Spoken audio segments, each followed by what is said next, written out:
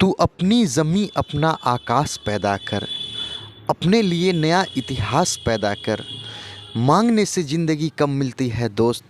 अपने हर कदम में नया विश्वास पैदा कर। नौकरी वकील का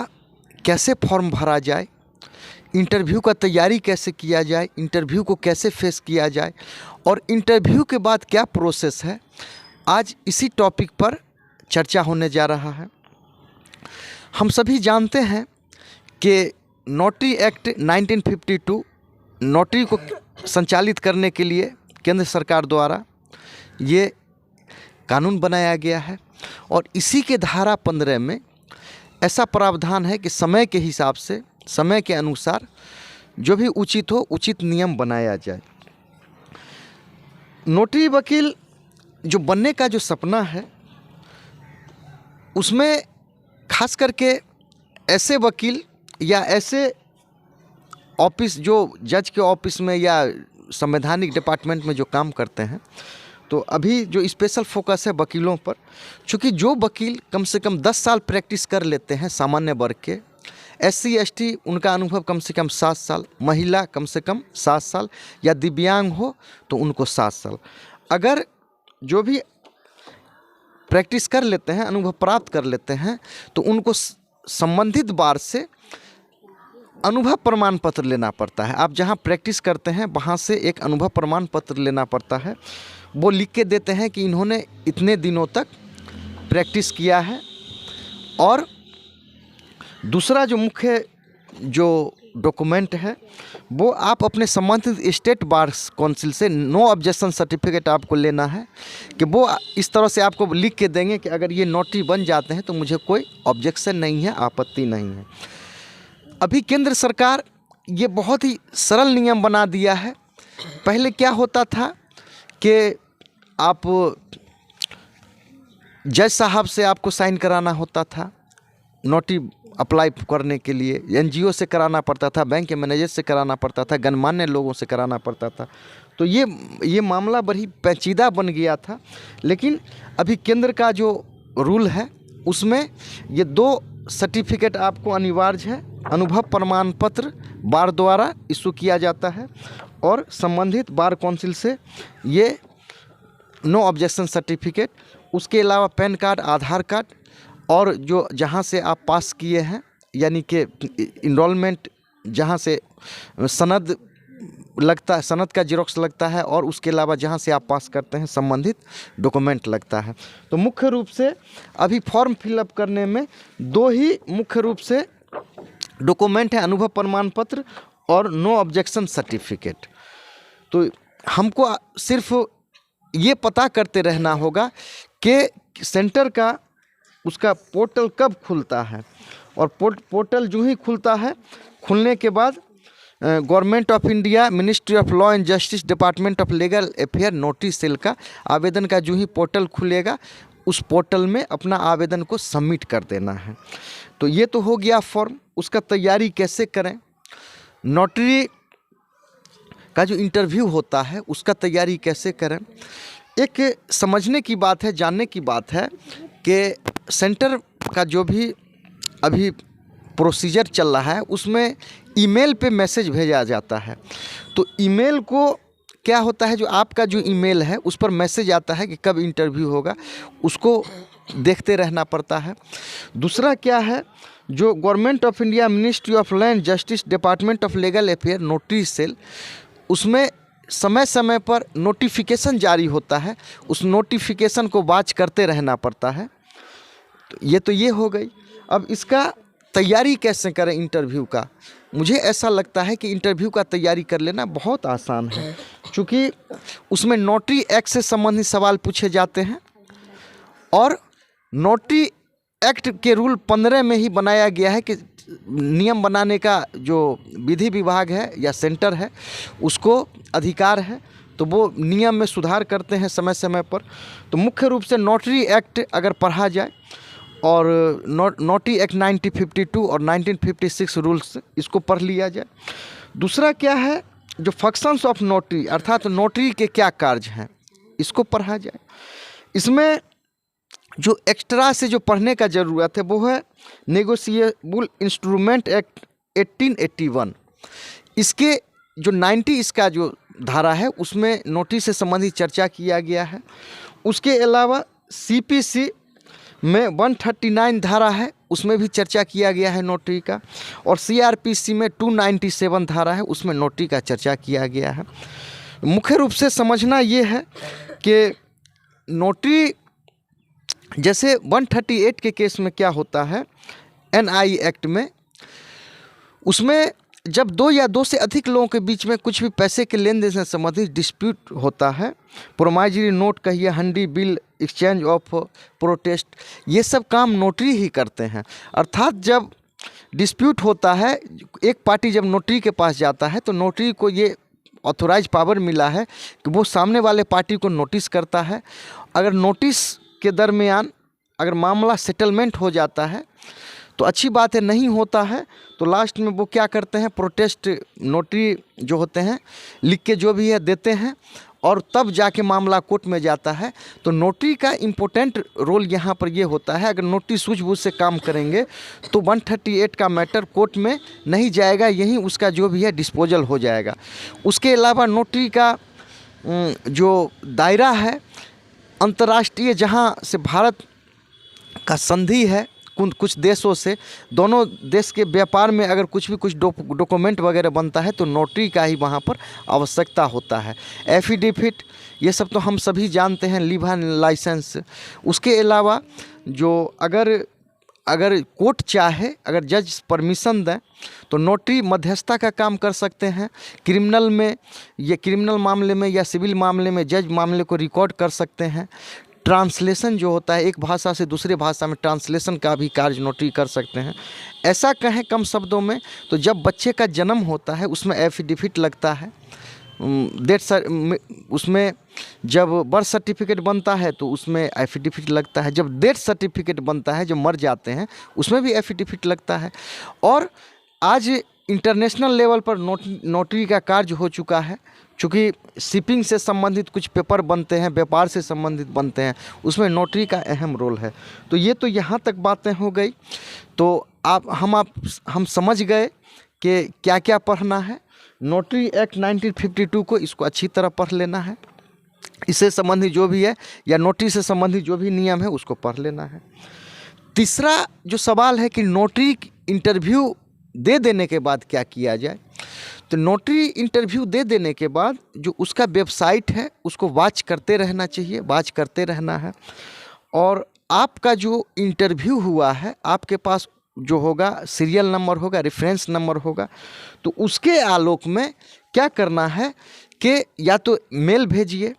नोटरी सेल के वेबसाइट पर, अगर नहीं भेजते हैं तो एक RTI वहाँ आप संबंधित जो भी आपका डॉक्यूमेंट है उसका जेरोक्स लगा के संबंधित विभाग में आप RTI भेजिए और उसमें पूछिए जो हमने जो अमुक तारीख को इंटरव्यू दिया था उस पर अभी तक क्या कार्रवाई हुई है या उसका वर्तमान स्टेटस अभी क्या है। मैं समझता हूँ कि इस तरह से जो भी इंटरव्यू दिए हैं उनका इंटरव्यू देने के बाद निश्चित ही आपके घर तक RTI का सूचना आएगा और आपको कामयाबी मिल सकता है। एक मैं आपके सामने एक और मैं जो अभी ब्यौरा है, अभी नोटरी से संबंधित जो अभी है, मैं चाहता हूं आपके सामने पेश करना कि अभी केंद्र सरकार कुछ जो नोटरी बहाल करती है प्रत्येक स्टेट में, उसको नोटरी बहाल करने का कितना यानी कितनी संख्या में वो नोटरी बहाल कर सकते हैं। आंध्र प्रदेश में 865 बहाल कर सकते हैं, असम में 575, गुजरात में 5000, केरला में 1250, मध्य प्रदेश में 1125, तमिलनाडु में 1700, महाराष्ट्र में 4200, कर्नाटका में 2000, उड़ीसा में 750, पंजाब में 1300, राजस्थान में 2000, उत्तर प्रदेश में 2650, वेस्ट बंगाल में 450, जम्मू एंड कश्मीर में 350, नागालैंड में 200, हिमाचल प्रदेश में 300, मणिपुर में 250, त्रिपुरा में 100, मेघालय में 175, सिक्किम में 100, मिजोरम में 200, अरुणाचल प्रदेश में 350, गोवा में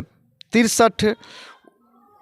उत्तरांचल में 325, छत्तीसगढ़ में 400, झारखंड में 450, उसके अलावा है तेलंगाना में 800, दिल्ली में 1600, अंडमान एंड निकोबार में 50, लक्षद्वीप में 25, दादरा नगर हवेली में 25, दमन एंड दीव में 50, पांडिचेरी में 150, चंडीगढ़ में 200। इस तरह से केंद्र सरकार इतना बहाल करने का उनको ऑथोराइज उनको पावर है, यानी इतना बहाल उनको करना चाहिए। एक 2016 का रिपोर्ट है, मैं आपके सामने प्रस्तुत करना चाहता हूं कि किस राज्य में अभी तक कितने नोटरी बहाल हुए हैं, और आप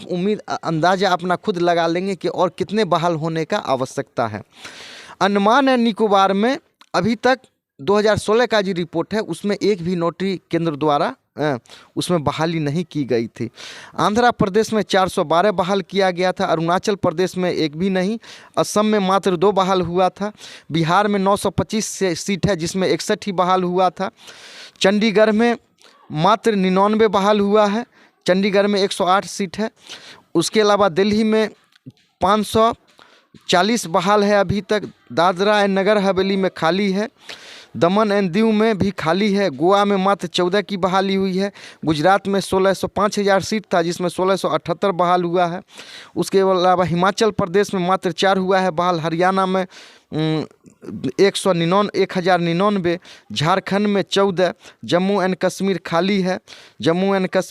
है, केरला में 635,